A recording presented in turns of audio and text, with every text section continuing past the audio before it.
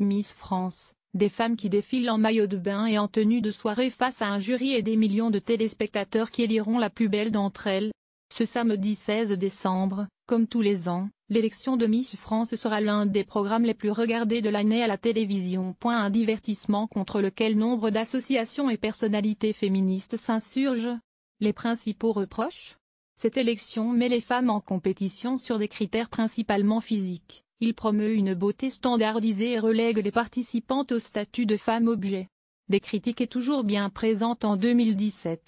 Mais, après l'affaire Weinstein et la libération de la parole des femmes victimes de violences, alors que le féminisme s'impose de plus en plus dans le débat, derrière la couronne scintillante de Miss France, une pointe d'espoir se fait jour pour certaines. Harcèlement sexuel, affaire Weinstein. Il y aura un message lors de la soirée Miss France. Fait savoir @foucault-jp villagemedia_twitter.com/xb30pnxwp. C'est une machine à complexe, affirme Céline Pic, co-porte-parole de l'association Oser le féminisme, interrogée par le HuffPost qui juge le concours de plus en plus désuet et ringard.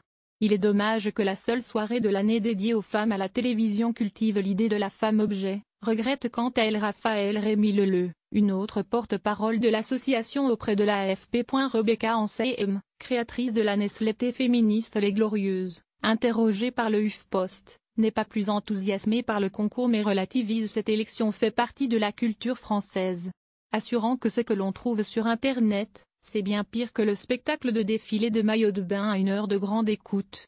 Et d'imaginer à quoi pourrait ressembler une élection plus en accord avec ses convictions, un événement pas seulement centré sur le physique, un événement pour promouvoir une personnalité par exemple. Miss Pérou en exemple est Sylvie Tellier, directrice de la société Miss France, sait bien qu'elle doit répondre chaque année à ces critiques. Celle qui se disait féministe dans l'âme, en 2016, a été inspirée cette année par l'élection de Miss Pérou. Le 29 octobre dernier, les 23 candidates péruviennes ont pris la parole pour dénoncer les violences faites aux femmes plutôt que d'énumérer leurs mensurations. Les images de l'élection ont fait le tour du monde.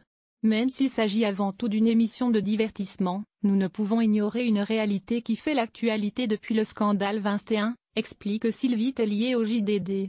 En France, une femme meurt encore tous les 3 jours sous les coups de son conjoint ou ex-conjoint. Les femmes que nous représentons aujourd'hui sont des personnalités engagées et ambitieuses qui font des études et n'hésitent pas à prendre la parole quand elles le doivent. Dans cette démarche, le comité Miss France est entré en contact avec le secrétariat d'État chargé de l'égalité entre les femmes et les hommes. Marlène Schiappa, féministe convaincue, salue la volonté de vouloir parler de cette cause pendant l'élection. Parler de ces sujets en dehors des cercles déjà très engagés, c'est très positif, s'enthousiasme-t-elle, interrogée par le HuffPost. Le vrai enjeu, c'est de toucher des gens qui n'iront jamais dans un colloque sur la culture du viol ou les violences faites aux femmes. J'ai trouvé que dans l'élection de Miss Pérou, c'était très malin de faire passer le message ainsi. La secrétaire d'État a cependant quelques réserves. Je ne fais pas la promotion de Miss France, ce concours de beauté existe. Réduire des femmes à un concours de beauté, c'est dommage. Mais je ne pars pas en guerre contre non plus. La lutte contre les stéréotypes doit être globale et s'attaquer par exemple à la publicité. Pour Marlène Schiappa qui affirme « Il ne faut pas surcharger Miss France ».